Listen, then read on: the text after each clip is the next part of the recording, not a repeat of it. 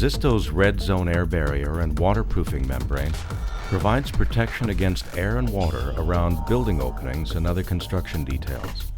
Available in several sizes, red zone membrane is recommended for walls as well as for roofs, to waterproof doors, windows, flashings, skylights, and any other exterior details. Resisto's red zone membrane is self-adhesive.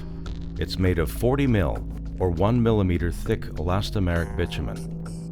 The non-adhesive surface is made of a woven trilaminated polyethylene. This membrane can withstand UV exposure, but must be covered within 90 days of installation. It's self-sealing around screws, nails, and staples, and maintains its flexibility even at low temperatures.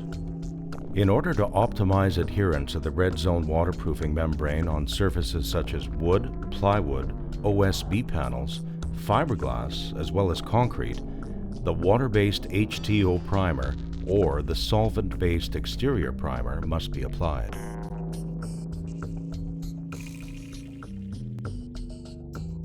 Installation of the red zone membrane is carried out in the same way for window and door openings. The air barrier must be installed without the nailing strips around the opening. At this stage, perform an adherence test to see whether a primer is needed.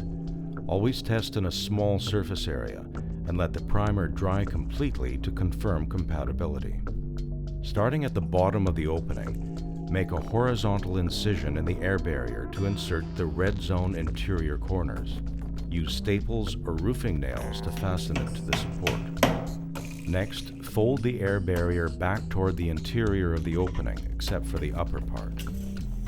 Measure the width of the opening and add about 8 inches. Use this measurement on a strip of red zone membrane and cut with an all-purpose knife. Starting at the bottom of the opening, stick the lower half of the first strip of membrane to the wall. Make sure there's enough membrane over the top of the sill to cover the entire width of the opening. Pull the protective film partially from the self-adhesive membrane and adhere it to the substrate. Smooth it with your hand or a float and gradually pull back the rest of the film. This allows for an easier installation of the membrane. With the all-purpose knife, make vertical incisions on both sides of the membrane and pull away the excess parts toward the inner part of the opening. On each membrane strip, press your hand or float against it, then use a roller on the wall surface as well as on the interior of the opening. Continue installation by cutting the air barrier above the header at an angle of 45 degrees at each side. Lift the air barrier and attach it for the time being. Now, install the window. For standard windows, add another small strip to cover the bottom of the opening. If the window has side nail molding, this additional strip is optional. At this stage, it's important not to block the weep holes below the window frame. Perforate the membrane at the openings with the all-purpose knife and make sure water will be allowed to drain. Apply a strip of membrane to each side of the window. These strips must be completely adhered to the wall surface as well as to the side of the window.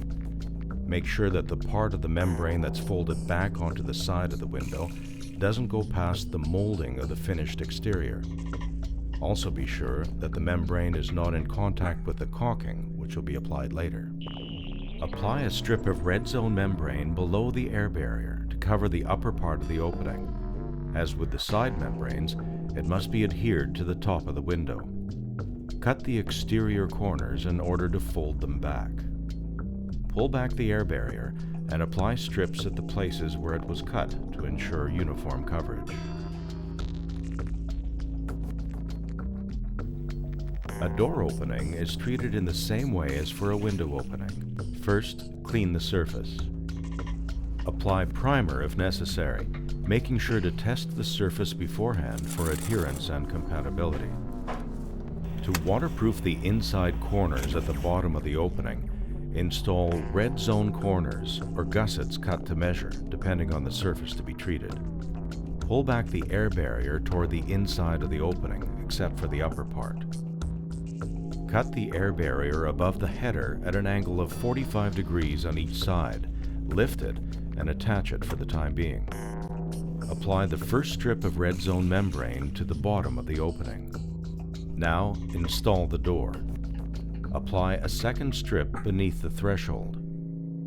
Apply the vertical strips of membrane and then the strip covering the header. Fold back the air barrier and apply red zone strips to the edges at the places where the air barrier had been cut to ensure airtightness.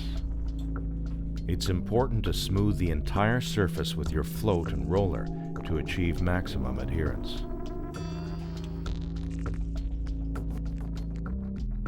After installing the frame of a skylight, clean the surface. Apply a coat of Resisto primer to the frame, as well as to the perimeter of the roofing detail. Measure the width of the skylight and add 24 inches. Using a knife, cut a strip of red zone membrane to that measure.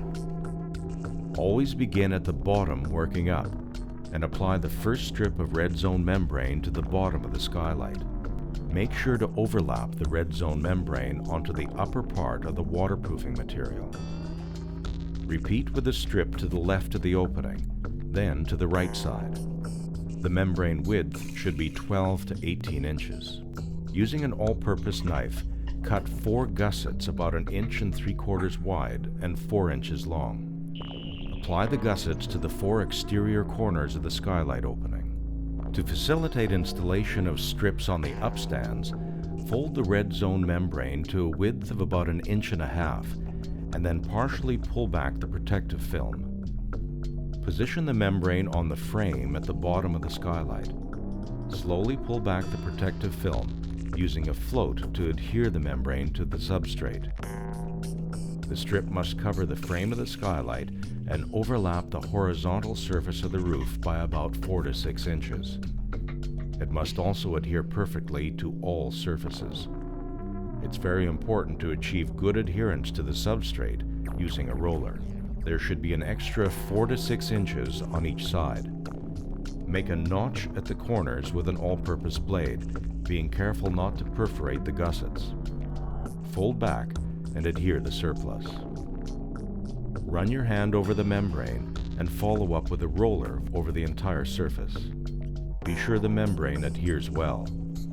Use a float on the details and the hard-to-reach areas. Next, install strips of membrane to the sides. The application and finishing of the corners are done in the same way as for the bottom strip. For the top strips, apply the first strip to the vertical part of the top of the skylight. Apply a second strip of no less than 12 inches to the roof surface, completely overlapping the horizontal part of the upstand strip already installed. Now install your shingles on the bottom of the skylight. Then install the aluminum deflector at the bottom of the skylight according to the manufacturer's instructions. Apply a final strip of membrane about 9 to 12 inches wide to the top metal flashing. The lower portion of red zone membrane must overlap the flashing by a few inches.